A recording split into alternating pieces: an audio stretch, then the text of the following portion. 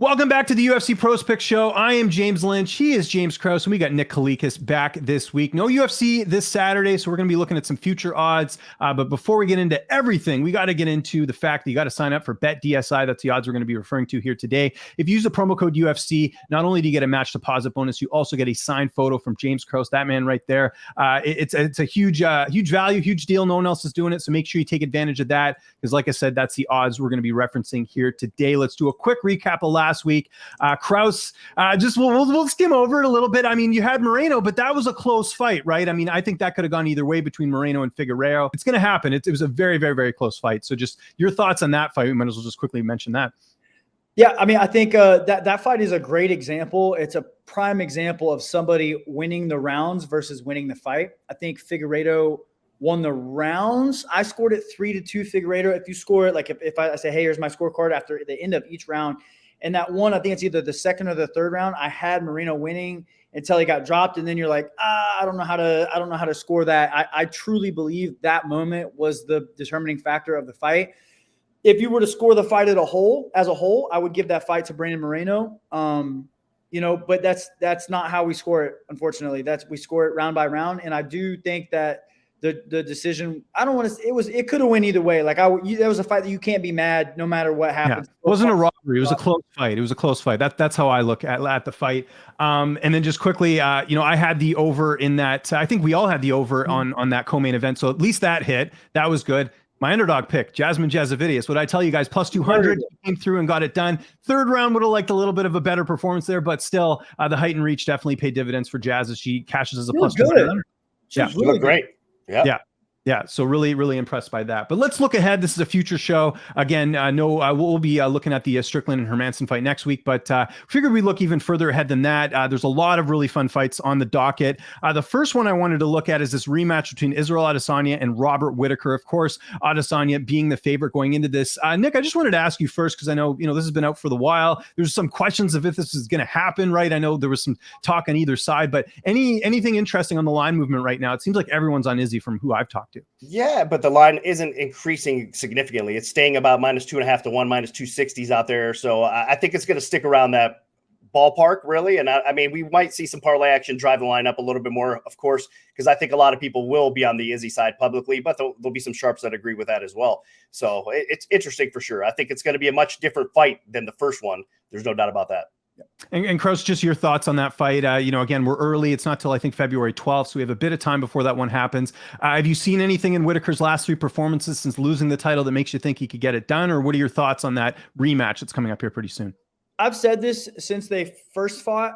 I don't know if there's anybody that can beat Izzy at 185 ... except Robert Whittaker. Like I do think Whittaker poses the biggest threat to Izzy, and I'm trying to think, maybe I could be wrong here. There's like guys like Strickland that we haven't got to see yet. Then fight. I don't see that. But Whittaker has the style. Whittaker can win that fight. Yeah. Easier said than done against a guy like Izzy. I am anxious to see who will be the first 85er to try to mix in the wrestling really heavily. I know Vettori tried, but guys like Whittaker do a really good job blending it all together, blending the striking. And I don't think Vettori had the striking to hang with Izzy. So anyway, I do think Whittaker can win. It's really tough to bet against Izzy, obviously, but Whittaker has the tools, man. He's incredible. So a couple of things on this. First is that I think we're going to see a much different Robert Whittaker than their first fight. A lot of people reference that first fight, and it kind of annoys me. Everyone has a bad night at the office. Whittaker, if you remember, came off that hernia issue he had. He was supposed to fight Gaslam, and then, of course, he comes back, and, he even said himself he was a little stressed out a little bit, kind of having to rush back and take that fight. So I think we're going to see a much different Whittaker. I also like the 3 wins he's had since then. I mean, when was the last time a former champion had to take 3 fights to get back to a rematch? You don't see that happen too often. So Whittaker's been battle tested. He's been improving tremendously. I will say, though, with the odds, and Nick, you can weigh in here on this. I think if you do like the Whittaker side here, you hold off betting him, because I think this line is going to go even more in favor of Izzy. He's a fan favorite. People love him. And I could see there being more money being put on Adesanya, which means there's going to be more value on Whittaker leading up to the fight. What do you make of that? Yeah, I agree with you. If anything, the line's probably going to increase. I mean, we might see it drop on fight day because we'll probably get some heavy action, some sharp action, taking a stab at the plus money at that time. But until then, it probably will climb a little bit. But again, I don't think it'll be anything drastic. But if you're going to hold off and bet Whittaker, it's probably closer to fight day. You have to time it right, though. Maybe after the weigh-ins to get in before the money does come in on the Whittaker side. The other fight I wanted to touch on is a main event that's coming up here the week after, or 2 weeks after, I should say, the Adesanya and Whittaker rematch. That's the Beneil, Dariush, and Islam Makhachev fight, a really important fight in the lightweight division. I think most of you have seen the odds on this one. Makhachev, a pretty decent favorite, not crazy, but a decent favorite going into this one. Have you noticed anything so far, Nick, on that line? Because obviously Makhachev, they're saying this guy's, the Khabib heir apparent. He's going to be the next champion. There's a lot of expectations here with Makhachev. However, Dariush, a very well-rounded fighter. Anything you've noticed so far in that line? Definitely an intriguing fight, especially the way they match up for sure. Dariush has been on a roll, underrated. And then obviously Makhachev, a lot of people believe he is the next, heir apparent to the throne at lightweight for sure. It looks like it's minus 350-ish, 360-ish out there. And the dog money is starting to come in a little bit. So, I mean, styles make fights, and that is an intriguing fight. But it is going to be a 5-rounder, of course. So I think you got to factor that in. A lot of things to think about here. But it's around minus 350 or so for Makhachev. I think we will see a drop and then maybe get some parlay action again from the sports books because a lot of people are going to be parlaying on Makhachev's side. Krause, what do you make of this fight? That's one of the biggest, some of the knocks on Islam, not really his fault. It's just you got to fight who you're fighting. But, Dariush is probably he is the best fighter, I think, that he has fought Islam to this point. Nothing against Dan Hooker, but, there's a weakness on the ground with Hooker. With Dariush, he's good on the ground. He's good wrestling, good stand-up, but he has been knocked out a few times. So what are your thoughts on that fight? Yeah, I mean, I naturally want to gravitate towards the Islam side. I mean, I am on the Islam bandwagon. I think that the dude is incredible. I think he's really good. I mean, the comparisons of Khabib, I hate comparing. You know what I mean? Like, yeah, I know, of course, yeah. I just hate that. He's different. He's not Khabib. He's his own guy, and I don't think he possesses a lot of the same wrestling as Khabib does, but I do think he brings better factors from the striking department. So. To compare it's apples and oranges to me. I get the sense that the market is saying that Islam is going to run through Dariush. And I'll be honest with you guys, probably 2 or 3 years ago, I really wasn't a Dariush fan, but he's really came around to me in the last couple of years. I've seen some really big improvement from him. He's very well-rounded. He's got good power. He started to stop the takedowns a lot better. Even in his losses, he's looked good, and he's always in shape. I will say this. My thesis on this matchup is I want to lean Islam, but this is no walk in the park, and I think this fight's going to be a lot more competitive than what people think. Okay, the other fight I wanted to look at here is the Colby Covington Jorge Masvidal fight, which is finally coming to fruition. Nick, anything you've noticed? I know Colby's the favorite. I would think most of us here would be picking Colby, but just your thoughts on the fight getting announced and this headlining a card with non-title fight, but 5 rounds. Market wide, it opened around minus 300. Now we're seeing it already minus 350, 400. That's interesting for sure. And I don't think it's going to get too much more carried away as far as chalk goes. I don't think we see this line climb up to minus 500 or anything. If anything, it's going to probably come back down by fight time because Masvidal, his wrestling continues to improve, as we all know that.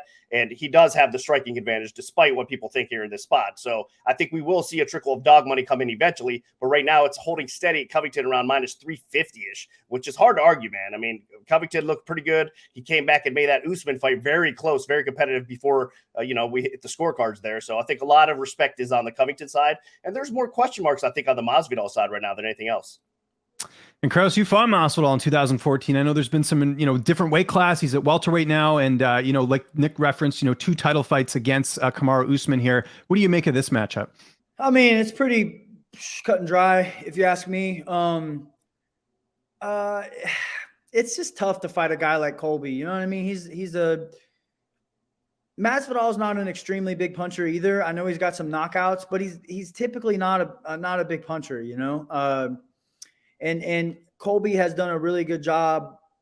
He just presses people, and he's in his cardio. He's got the cardio gene, and he wrestles really well.